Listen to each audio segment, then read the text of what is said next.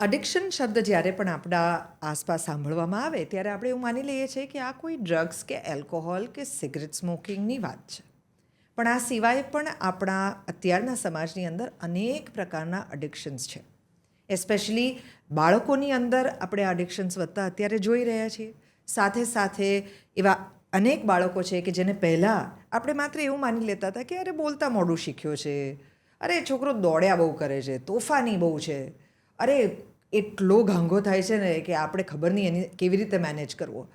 આ બધું જે પહેલાં સ્વભાવ ગણતા હતા એ હવે સ્કૂલ્સ તમને આઈડેન્ટિફાઈ કરીને તમારા બાળકની અંદર કોઈક મેન્ટલ ડિસઓર્ડર છે એવી વાત કરે ત્યારે મા બાપની હાર્ટબીટ્સ એવી વધી જાય છે કે સીધા એ ડિનાયલની અંદર જતા રહે છે, મારા છોકરાને કોઈ પ્રોબ્લેમ નથી. This is the first statement that comes out. આ શું છે? આ બંને વિષયો પર આજે આપણે વાત કરવાના છીએ. We have 2 counsellors with us અને આયાસમાંથી they've specially come to discuss these subjects with us. We have Aishwarya. Aishwarya will talk to us about addiction, and we have Poonam. Poonam is going to talk to us about the mental health of children. Aishwarya, will start with you. Addiction. અઢળક કરોડો રૂપિયાનું drugs હમણાં ગુજરાતમાંથી પકડાઈ રહ્યું છે. નાની સ્કૂલમાંના બાળકો જે છે એ પણ અલગ અલગ ડ્રગ્સની સાથે પકડાતા હોય એ હવે બહુ કોમન થઈ ગયું છે. હોસ્પિટલની અંદર પણ એડમિટ કરવામાં આવતા હોય, જેમાં કેમિકલ ડ્રગ્સ પણ હોઈ શકે, હેશ એન્ડ વીડ પણ હોઈ શકે, સ્મોકિંગનું એડિક્શન તો નાનપણથી હોય એવું તો અનેક વર્ષોથી આપણે જોતા આવ્યા છીએ. છીકણી સૂંઘવાનું હોય, ઘરમાં કોઈ આલ્કોહોલ લેતું હોય ને એને કારણે બાળકોની અંદર એ એડિક્શન આવ્યું હોય. પણ આ સિવાય પણ હવે બીજા એડિક્શનના થ્રેટ્સ આવ્યા છે in society right now. Explain to us about those. I think તમે બહુ સ્પેસિફિક અને ઇમ્પોર્ટન્ટ ક્વેશ્ચન્સ પૂછ્યો છે કે એડિક્શન એટલે ખાલી ડ્રગ લિમિટેડ નથી હોતા અને એ behaviour as a form of a behaviour આપણને દેખાતા હોય છે. જેમ કે ગેમ્બલિંગ એડિક્શન છે, પોર્ન એડિક્શન છે, ફોન એડિક્શન છે અને સેક્સ એડિક્શન છે, લવ એડિક્શન બી છે. એટલે ઘણા ઘણા પ્રકારમાં આપણને એડિક્શન દેખાય છે. પણ આપણે એવું જ સમજીએ છીએ કે એડિક્શન હશે તો ડ્રગ જ કાં તો કોઈ સબસ્ટન્સ જ હશે, પણ એવું નથી હોતું. ઘણા બધા બિહેવિયર્સના બી આપણે એડિક્શન ફોર્મ કરી શકીએ છીએ. હમણાં આપણે ભારતના જ એક પ્રાંતની અંદર જોયું કે 3 છોકરીઓ જે છે એક જ ફેમિલીની એ એક સાથે they attempted suicide and they finally lost their lives, and that was because એ ગેમિંગની અંદર એટલી બધી ડીપમાં જતી રહી હતી અને 2 વર્ષથી સ્કૂલ નહોતી જતી આ છોકરીઓ. 13, 14 ને 15 વર્ષની છોકરીઓની આપણે વાત કરીએ છીએ. ફ્રી ફાયરનો પાસવર્ડ નહીં આપ્યો એના માટે થઈને 2 છોકરાઓ રાજકોટની પાસેના ગામડાની અંદર ભેગા થઈને દે મર્ડર્ડ ધ થર્ડ ફ્રેન્ડ. ગેમ્બલિંગ તો ઓફકોર્સ પ્રોબ્લેમ છે જ. બહુ નાની ઉંમરની અંદરથી લઈને ખૂબ વડીલો સુધી પોર્ન એડિક્શન અથવા તો સેક્સ એડિક્શન જે છે એ બહુ કોમન છે.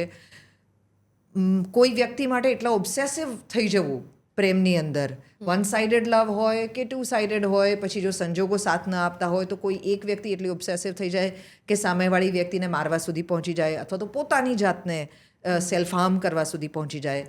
મોબાઈલ જેને કારણે બહુ જ નાની ઉંમરમાં અત્યારે બાળકોને ચશ્મા આવી રહ્યા છે, થી લઈને વિઝનના પ્રોબ્લેમ્સ થઈ રહ્યા છે.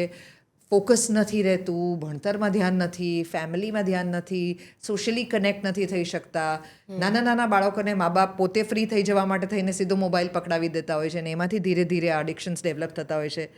આ દરેક પ્રકારના પ્રોબ્લેમ્સ કદાચ કાઉન્સિલિંગમાં તમારા સુધી આવતા હશે. એબ્સોલ્યુટલી બહુ કોમનલી આવે છે, specially with phone addiction, gaming addiction and substance તો આવે જ છે. પણ હમણાં મેક્સિમમ ખાસું ફોન એડિક્શન ને ડિજિટલ ગેજેટ્સ રિલેટેડ એડિક્શન્સ. અને અડલ્ટ્સમાં પણ થતું હશે. એબ્સોલ્યુટલી એડલ્ટ્સથી બી.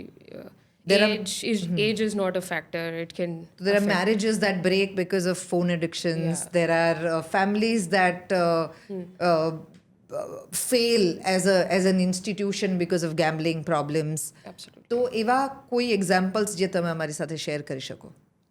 યસ, એટલે મેં અમુક કપલ્સ જોયા છે જે who not able to connect with their partner કારણ કે એ લોકો એક કમ્ફર્ટ, એક સેન્સ ઓફ કમ્ફર્ટ કે રિલીફ શોધવા માટે તરત જ ફોનનો ઉપયોગ કરી લેતા હોય છે. So it's not about resolving a conflict between a partner. કંઈ બી થયું છે, કોઈ બી પ્રોબ્લેમ્સ તો આવવાની જ છે કોઈ બી પાર્ટનર્સમાં, વિચ ઇઝ કોમન. પણ એને ડીલ કરવાનું રીત હવે is replace by a gadget. કે આપણે એને સોલ્વ નથી કરવું, પણ આપણે એક ટેમ્પરરી રિલીફ શોધીએ ગેજેટ્સમાં અને એ પછી બાજુમાં મૂકીએ કારણ તો આ માણસ આવું જ છે ને this is how it will which is be exactly what happens with drugs also. Yes, it's a similar phenomena ke where you finding that relief, ke that instant sense of comfort. તો આ mobile ફોનથી લઈને porn એડિક્શનથી લઈને ગેમિંગથી લઈને cocaine કે alcohol આ બધું જ જે છે એ એકચ્યુઅલી બ્રેનમાં કંઈક એક સરખું કરે છે જેના કારણે તમે આ બધાને એડિક્શન કહો છો. Yes, કારણ કે એ આપણું પ્લેઝર સેન્ટરને હાઈજેક કરી લે છે. What is a pleasure centre?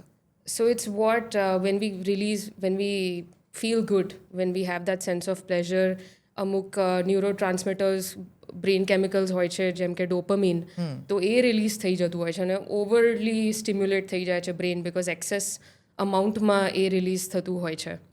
તો એના લીધે આપણા નોર્મલ લેવલ જે બેલેન્સ લેવલ હોય છે એ નથી રહેતું. એટલે ક્યાંક ને ક્યાંક we are looking for that high or that rush જે પહેલાં હતું that feeling. So we are always wanting to go back to it again and again. So nothing is enough. Like મેં એક વખત ફોન કર્યો યુઝ કર્યો કે મેં 2-3 સિગરેટ લીધી તો દેટ્સ નોટ ઇનફ કારણ કે પહેલાં જેવું એ રશ કે એ ડોપામીન ફિલિંગ નથી આવતી. એટલે એ વધતું જાય. એટલે એ વધતું જાય અને એક ટોલરન્સ આપણું વધતું જાય કે ના doing it 2 times is not enough, doing it 4 times is not enough because our body and mind both develop that kind of tolerance. Is it a sign of weak mind? Generally લોકો એવું કહેતા હોય છે કે આને addiction છે એટલે આ માણસનું બહુ વીક માઇન્ડ હશે. ના એકચ્યુઅલી આને આપણે જજમેન્ટ આપી દઈએ છીએ કે આ વીક માણસ છે પણ એવું નથી હોતું કારણ કે એમનો વાંક નથી કે આવી રીતના ન્યુરોકેમિસ્ટ્રી આવી રીતના ફંક્શન થાય છે.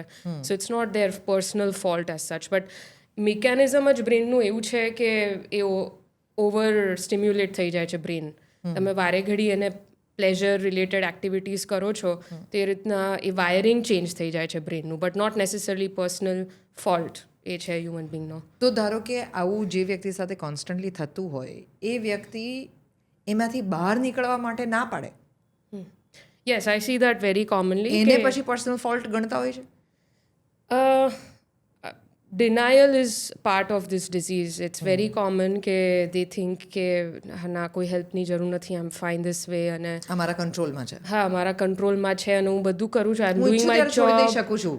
અત્યારે મને છોડવું નથી. હા I am able to function. That's how people respond to these things. હા કે it's everything is in my favor કારણ કે I'm able to perform at my job, I have my family, nothing is lost. એટલે એ denial બહુ commonly જોવામાં આવે છે.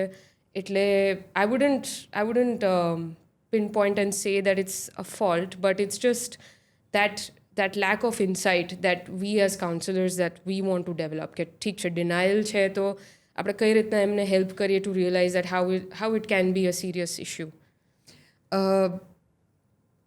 Generally આવા લોકો જે પોતે આમાંથી બહાર નથી નીકળવા માંગતા એને ફેમિલીઝ કે ફ્રેન્ડ્સ કે સ્કૂલ કે પેરેન્ટ્સ કેવી રીતે મદદ કરી શકે કે લાઈફ પાર્ટનર્સ? પહેલાં તો જસ્ટ અન્ડરસ્ટેન્ડિંગ કે આ એક ટાઈપનું સિરિયસ મેન્ટલ હેલ્થ ડિસઓર્ડર છે. They are not doing it deliberately. એ લોકો જાણી જોઈને બધી વસ્તુઓ નથી કરતા. So maybe understanding psycho educating themselves about this જેનાથી એક નોર્મલાઇઝ ફિલિંગ આવે કે ઓકે આપણે વધારે સમજીએ છીએ હવે what is my son going through, what's my daughter going through or my partner. So that આપણે એ રીતના એમને સપોર્ટ કરી શકીએ અને give them what they need in the sense of the treatment. Majority of the people must be hiding their addiction also, no? Yes. કે જે yes. તમને ખબર ના પડે કે હા. they are addicted to this. Yes. તો એવા કિસ્સાની અંદર તમે કેવી રીતે સ્પોટ કરી શકો એ symptoms? That becomes very tricky કે secrecy છે, lying છે, those are very common signs with people having addiction. પણ that's where અમુક ક્યાંક ને ક્યાંક આ પકડાતું જ હોય છે. કોઈકને તો someone who they are close to એ લોકોને કોઈક આઈડિયા આવી જ જાય છે કે maximum amount of time is spent on this addiction. એટલે દેટ્સ હાઉ દે રિયલાઇઝ કે they're not there કારણ કે mostly they are spending their time in this. એટલે once they realize this then they think okay now something is off, આવું નહોતું પહેલાં, and then they reach out or they think of going to a psychiatrist or do something about it. But counselling આમાં કેવી રીતે મદદ કરે છે? Counselling એક એવી સ્પેસ આપે છે જ્યાં એ લોકો નોન જજમેન્ટલ છે, સેફ છે. એ લોકોને કોઈ એડવાઇસ અમે નથી આપતા. અમે એમને કોઈ પર્ટિક્યુલર ડિરેક્શનમાં સ્ટેપ બાય સ્ટેપ નથી આગળ તમે આવું આવું બધું કરો તો અમે કોઈ બી ફોલ્સ ગેરંટી નથી આપતા પણ અમે ખાલી એક સ્પેસ આપીએ છીએ જ્યાં ઓનેસ્ટલી એ લોકો જોઈ શકે રિફ્લેક્ટ કરી શકે કે આ વસ્તુ કઈ રીતના મને હેમ્પર કરે છે મારી લાઈફમાં. ઘણા બધા લોકોના મનમાં એવું જ છે કે તમે ગમે તેટલું રિહેબ કરો, ગમે તેટલું કાઉન્સેલિંગ કરો, પણ ઇવેન્ચ્યુઅલી એકવાર જે એડિક્ટેડ છે ને એ એડિક્શનમાંથી ક્યારેય બહાર નીકળશે જ નહીં. This is a It's a fixed common- idea in people's mind. Absolutely, yeah. It's a common misconception, I would say, because it is treatable. Addiction is treatable. And there are many different interventions that we can do. Of course, medicine is one thing, but also other approaches of counseling that we can offer. Explain those. Like cognitive behavioral therapy is there, and also motivation interviewing, where we are trying કે એ લોકોની અંદરથી જે એક motivation આવે જે અમે લોકો અને it's a collaborative process so it's not like I am against that person or everyone is against them કે so it's a very collaborative process and we both see કે આની પર શું કરે અને નથી બી લાગતું તો કેમ નથી લાગતું આ problem. So we really try to understand how they are thinking, why they in this, and maybe they believe કે ના કોઈ સમજી નહીં શકે, કોઈ I don't think કોઈને સમજ પડશે, so I don't have to explain myself. Do people easily come to you with addiction problem? No, they don't easily come to me with addiction problem because they have a lot of shame, they have a lot of embarrassment, they see themselves as a failure, they judge their own character. So all of these judgments really stop them from seeking help. They think that I don't deserve help અને બધાને એવું લાગે છે કંઈ નહીં થાય, હું નહીં સુધરું તો ઠીક છે, મારે નથી સુધરવું. So out of a reaction they say that okay, let's not change anything. So it becomes very difficult when they don't instantly like come for help. We did not mention the food addiction. Yes, sorry, that was my Sweet bad. tooth, Yes. food, Food is also one behavior. eating disorder. Overeating disorder, yeah, that's also some related to addiction, where we can be consuming a lot of food or we are not consuming anything at all but starving ourselves. Like how Princess Diana used to do it. Yeah. She Yes. had the similar problem, Yeah. no? So that is also a sign of lack of dopamine or lack of serotonin or lack of pleasure. And that's why when you eat food, you feel better. Yeah, like they have a sense of comfort, emotional comfort, કે મારું બધું problems કાં તો મારા બધા emotions જે difficult લાગે છે મને હું થોડી વાર ભૂલી જાઉં if I kind of eat, or if I feel like if I eat this I feel So good. cravings are part of those symptoms. Yeah, craving is a part of all forms of addiction, that you crave that substance, you crave that engaging with that behavior, Crave that person crave that person or place. or place. Yeah, it could be anything, but craving is definitely a major part that you can see in addiction. Let's come to you. Poonam, so many children have this problem, and that is what we were speaking about. You deal with mental health of children, which means you are also dealing with adults who are refusing to accept that their children have problems. Yes. Tell us more about that. So first उनका जो step होता है वो denial ही होता है, क्योंकि वो लोग एक्सेप्ट ही नहीं कर पाते कि ये एक मेंटल मेरे बच्चे के साथ कोई प्रॉब्लम एग्जैक्टली. तो वो जो डिनाइल होता है ना, उस डिनाइल की वजह से जो ट्रीटमेंट स्टार्ट होना है ना उसमें डिले हो जाता है, और इस चक्कर में बच्चा जो है ना वो ऑलरेडी फ्रस्ट्रेटेड हो जाता है. इतना कुछ उसके अंदर सप्रेस हो चुका होता है ना कि फिर बच्चा बिहेवियर, क्योंकि ऑलरेडी बच्चे वोकल नहीं होते, बच्चे हमेशा बिहेवियर और से ही उनको बात ऑलरेडी करते हैं. बहुत सारे लेबल्स भी बाय देन दे दिए जाते Exactly. हैं कि तो ये लेबल उनको मिल जाते हैं फैमिली से, ठीक है, स्कूल से मिल जाता है, फ्रेंड्स में मिल जाता है, वो लोग खुद को भी लेबल शुरू कर देते हैं. सो ऐसे ही ऐसा ही साइमल्टेनियसली, हूँ. हाँ या ऐसी एग्जैक्टली, हूँ. मैं ऐसी हूँ, और फिर वो रिबेलियस हो जाते हैं. देन उनका बिहेवियर जो है ना, जो बहुत ही जो सिचुएशन के दौरान आ रहे थे, कभी कभार आ रहे थे, अब वो बार बार आ रहे हैं, एवरी डे आ रहे हैं. तो पेरेंट्स भी एट द एंड क्या बोलते हैं, इसका तो एवरी डे का हो गया, राइट. कई पेरेंट्स होते हैं जो इसी के साथ ही जी लेते हैं. उनको ऐसा लगता है कि नहीं ठीक है, बच्चे का यही नेचर है. नेचर में और मेंटल हेल्थ इशू दोनों में फ़र्क है, कैसे स्पॉट करे वो. Right. So mental health issues जो है वो ऑब्वियस हमें टीनेजर्स में ज़्यादा देखने को मिलते हैं, लेकिन हम बच्चे के अंदर, जो छोटा बच्चा होता है उसके अंदर भी हम डिस्ट्रेस देख सकते हैं. सो मैं एज के हिसाब से अगर बताऊँ तो 0 से 2 साल का जो बच्चा होगा उस बच्चे में भी हमें डिस्ट्रेस दिखता है। कैसे? जैसे सेपरेशन एंग्जाइटी, कि बच्चा जो है उसे किसी और के पास नहीं जाना, बच्चा ज़्यादा टेंट्रम दिखाएगा, ठीक है, बच्चे के अंदर एंग्जाइटी और ज़्यादा देखने को मिलेगा, बच्चा जो है वो फ्रीली ओपनली खेल नहीं पाएगा। अगर मैं 3 से 6 साल का देखूं तो वहाँ पर बच्चा जो है वो जब भी वो फ्री प्ले करने के लिए जाता है तो उस दौरान उसे अपने पेरेंट्स आसपास ही चाहिए, क्योंकि वो अपने आप को इनसिक्योर सा फील करता है। लिमिटेड कम्युनिकेशन होता है, क्योंकि इतना ज़्यादा वो ओपन बात नहीं कर पाता, वो कैब इतनी ज़्यादा इम्प्रूव होती नहीं है। बच्चे के अंदर इमोशन इतना ओवरवेल्म्ड करता है कि हर स्टेप पे फिर हमें टेंट्रम देखने को मिलता है। वैसे ही gradually age by age mental health issues हमें और ज़्यादा देखने को मिलता है। क्यों? क्योंकि उसके अंदर सोशल प्रेशर भी आ जाता है, एकेडमिक प्रेशर भी आ जाता है, राइट। बच्चा जिस जिस इन्वायरमेंट में जाएगा वहाँ पे कुछ ना कुछ वो फेस करेगा। सोशल मीडिया की वजह से आजकल के जो टीनेजर्स हैं उनके अंदर वैलिडेशन का प्रॉब्लम, एंग्जाइटी का प्रॉब्लम, आइडेंटिटी का प्रॉब्लम, एक्सेप्टेंस का प्रॉब्लम, बिल्कुल, तो ये सब भी आता होगा आपके पास? ये डेफिनेटली आता है। तो जब भी एडल्ट्स में भी है ऑब्वियसली, हाँ, लेकिन जो स्टार्ट होता है 13 से 18 साल के बच्चों में ये चीज़ें ज़्यादा देखते हैं, बिकॉज उस टाइम पर पेरेंट का जो स्टाइल है वो थोड़ा चेंज होने की ज़रूरत है। सो फॉर एग्जांपल कि जब बच्चे के साथ पेरेंट कनेक्ट करता है तो उस दौरान एज अप्रोप्रिएट चीज़ें होना ज़रूरी है, और वो अवेयरनेस के थ्रू हम लोग पहुंचाने की कोशिश कर रहे हैं। Explain to me what is age appropriate. Right, so जैसे फॉर एग्जांपल 0 से 2 की बात करूँ तो उस दौरान बच्चे से ज़्यादा बात करना चाहिए। ज़्यादा बात करने से बच्चे की वोकैब इम्प्रूव होगी, बच्चे की अंडरस्टैंडिंग होगी। मोबाइल और टीवी से ज़्यादा बेटर है कि बच्चे के साथ फैमिली कम्युनिकेट करें अपने लोकल लैंग्वेज में। उसमें इंग्लिश की ऐसा नहीं है कि हाँ मदर टंग, ज़रूरी नहीं कि आप दूसरी लैंग्वेज में करो।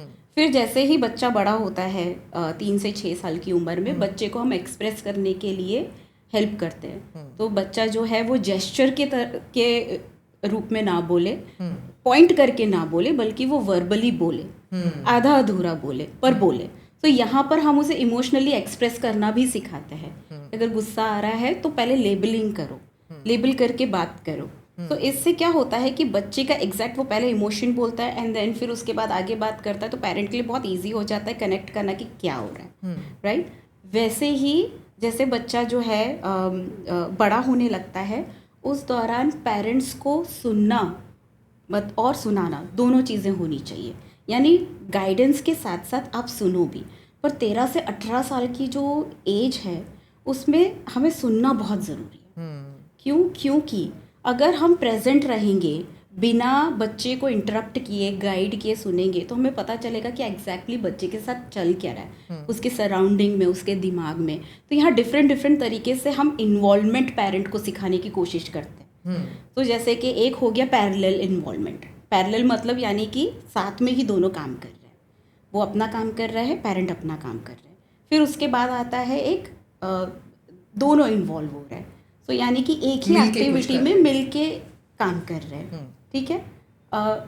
कई पेरेंट्स ऐसे होता है कि जो बच्चे को निगलेक्ट कर देते हैं, वो अपना काम कर रहे हैं लेकिन वो ये भी नहीं देख रहे कि बच्चा क्या कर रहा है। एक इन्वॉल्वमेंट होता है जिसमें मॉनिटरिंग होती है कि वो लोग देख रहे हैं, वॉच रख रहे हैं कि बच्चा कर क्या रहा है, लेकिन उसे सेफेस्ट वे में बताएंगे, इमीडिएटली उसको पॉइंट नहीं करेंगे।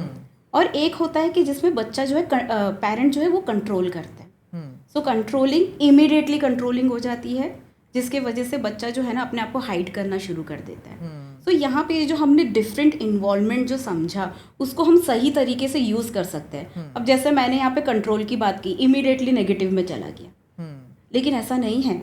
आप उस कंट्रोल इन्वायरमेंट को इन्वॉल्वमेंट को भी आप पॉजिटिव वे में यूज़ कर सकते हो। एग्जैक्टली, स्ट्रक्चर्ड वे में आप कर सकते हो। सो यहाँ पे क्या हुआ कि पेरेंट के इन्वॉल्वमेंट जिस तरह से हो रहा है, बच्चे के साथ क्या चल रहा है वो हमें पता चल रहा है, और हमें गाइड कैसे करना है वो भी हमें पता चलेगा। इमीडिएटली कोई चीज़ का सॉल्यूशन की ज़रूरत नहीं है, आप अपनी बात कैसे पहुंचा रहे हो ना, वो इम्पॉर्टेंट। बहुत सारे स्कूल्स आजकल आइडेंटिफाई करते हैं कि आपके बच्चे को ADHD है या ऑटिस्टिक है या एस्पर्जस है।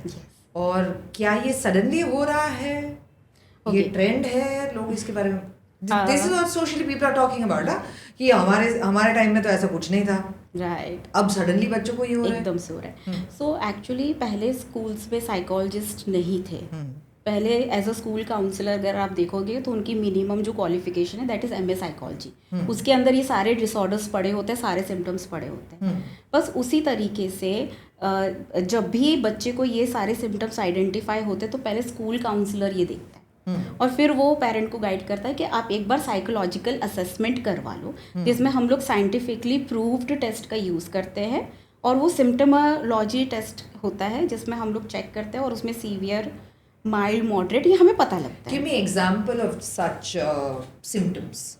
ओके, सो जैसे फॉर एग्जांपल ADHD हम ले लेते हैं, बहुत फेमस है, सबको पता है ADHD है, राइट। सो ADHD का हम मिनिमम क्राइटेरिया ले लेते हैं, लो सिटिंग टॉलरेंस है, अटेंशन एंड कंसंट्रेशन में प्रॉब्लम होती है, बच्चा इंस्ट्रक्शन फॉलो नहीं कर पाता, बच्चे को पढ़ने में दिक्कत आती है, बच्चा लिखना नहीं चाहता, सबसे कॉमन लिखना ही नहीं चाहता है, बच्चा जो है वो बहुत शोर करता है, बहुत शोर करता है क्योंकि क्लासरूम में एक ऐसा सेटअप होता है कि जिसमें एक डिसिप्लिन होना बहुत ज़रूरी, रूल्स एंड रेगुलेशन। सो वो कंट्रोल्ड एनवायरनमेंट उसे पसंद नहीं, उसे नहीं पसंद।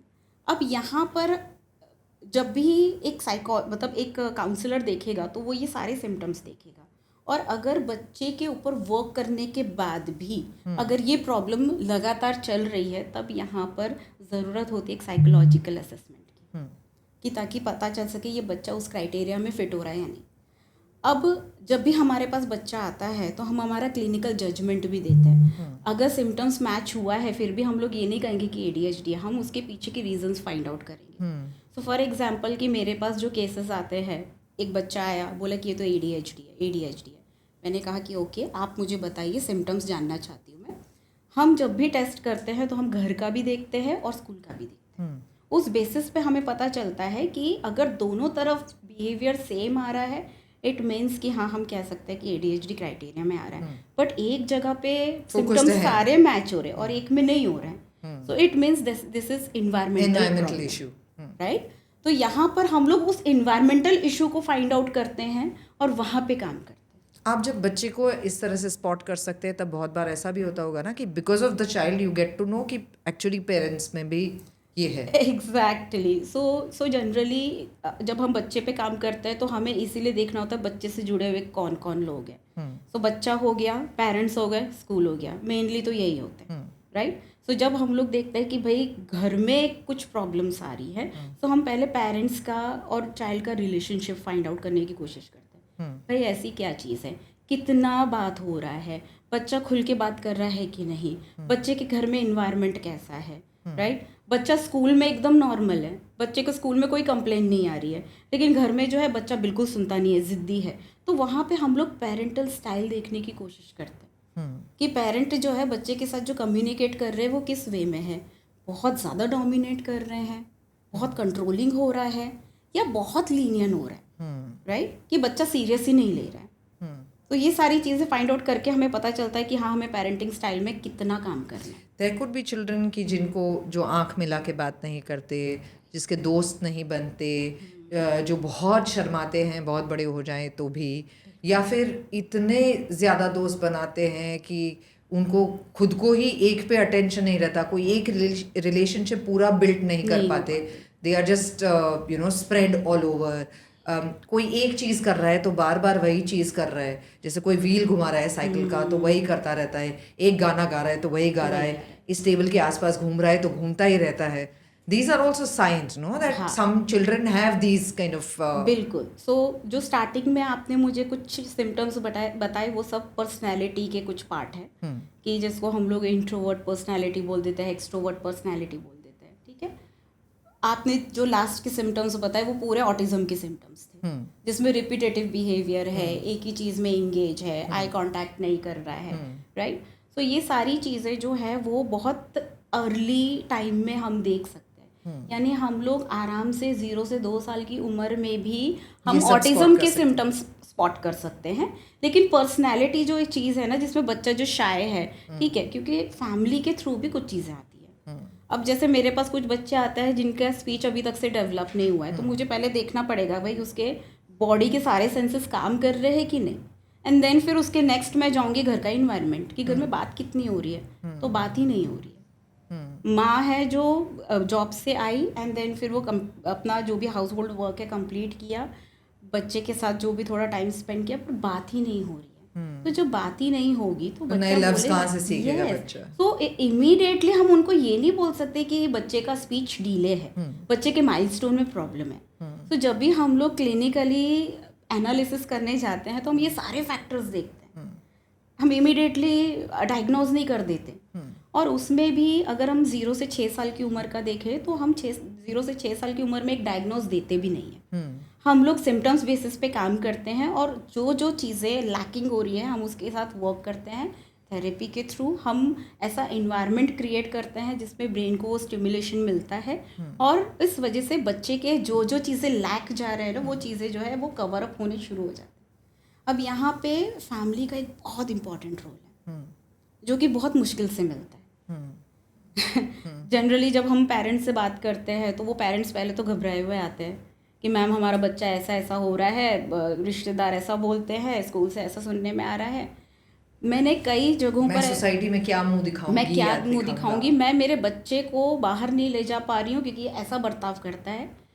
मुझे बहुत दुख होता है ये देखकर कि इसमें बच्चा सफ़र हो रहा है। और मैं पेरेंट्स को यही बोलती हूँ कि आपके बच्चे का अगर ये बिहेवियर है तो just accept it. If you love your child, help the child. Yes. एक इंसिडेंट मैं बताना चाहूँगी, बहुत बढ़िया सा इंसिडेंट है। मैं एक सैलॉन में गई थी और वहाँ पर बच्चों का भी मतलब हेयर कट होता था। तो आप तो जानती है बच्चे तो रोना शुरू कर देते हैं, राइट। उसमें एक स्पेशल चाइल्ड भी आया था जिसके सिम्टम्स देख के मुझे लग रहा था ऑटिज़म है। फादर जैसे ही अंदर घुसे तो उन्होंने क्लियरली बोल दिया था कि मेरा बच्चा शोर करेगा, तो मैं आपसे इसके लिए माफ़ी चाहता हूँ, पर ये थोड़ी देर की ही बात है।